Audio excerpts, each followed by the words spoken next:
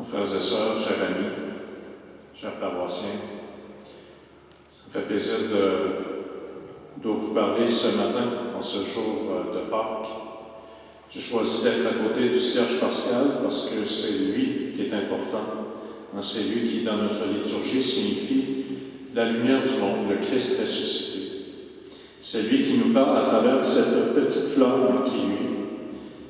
Nous savons tous l'effet que ça nous fait quand on est dans la noirceur et quand il y a une panne électrique, par exemple, puis on cherche un briquet, puis on finit par allumer une chandelle et une petite lumière. Un, on n'a plus peur. Deux, on se sent rassuré. Trois, ça nous donne même une espèce de chaleur. Alors, c'est ça que nous donne Dieu ressuscité. C'est ça que nous donne Jésus ressuscité. Il était au tombeau. On l'a suivi jusqu'au tombeau dans sa passion, sur la croix, le samedi saint dans la journée, dans le grand silence. La veille pascale où les cloches sonnent, où la parole de Dieu nous dit que Dieu est vivant, où on chante.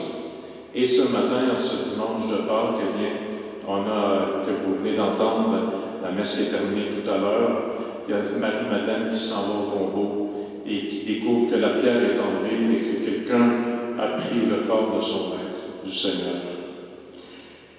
La petite flamme, eh bien, c'est celle dont on a besoin. D'une certaine manière, durant ce carême 2020, là, ça fait presque un mois, on n'est pas dans la noirceur depuis un mois, mais on est dans nos maisons depuis un mois. Puis, entre vous et moi, il y a des moments où c'est un peu comme la noirceur, parce qu'on entend des nouvelles qui sont inquiétantes. Aussi, on vit la solitude d'une manière, chacun de nous, d'une manière peut-être différente. Mais même si on est des personnes très de bonne humeur habituellement ou optimistes, eh bien, il y a des fois que ça a été la noirceur. Et on a besoin de cette lumière, parce que c'est pas terminé, cette situation, mais nous faisons notre possible pour la vivre avec le Christ qui nous a pas abandonnés, qui n'est pas juste ressuscité il y a 2000 ans, mais il est ressuscité maintenant pour nous, pour chaque être humain, pour toute notre population, pour tous les hommes et toutes les femmes. Alors, dans cette nuit de Noël, où nous venons d'allumer ce cierge, eh bien, nous gardons la paix, nous gardons la joie. Nous avons découvert aussi beaucoup la générosité dans des personnes qu'on ne connaissait pas. Comme le disait le Père Pierre tout à l'heure dans l'homélie de la messe de dimanche, il y a eu ces saluts pendant qu'on prend une marche, on se disait bonjour. Ça sonnait des lumières, ça. On s'est appelé, tout à l'heure, je disais dans le journal qu'on a recommencé à prendre la première raison qu'on prend un téléphone, c'est pour appeler, mais ça fait des années qu'on n'appelle pas avec notre téléphone, on écrit. Alors là, on a commencé à s'appeler pour se demander de nos nouvelles. Ça aussi, c'en est de la lumière. Il y a 1001 gestes qu'on a cherché à l'épicerie, etc., etc.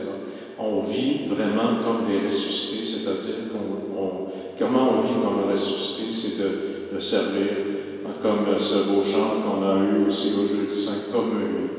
On se met au service les uns les autres. Ça fait de nous des personnes vivantes. Et on l'a vu partout, qu'on soit croyant ou pas croyant, on a vu des personnes vivantes.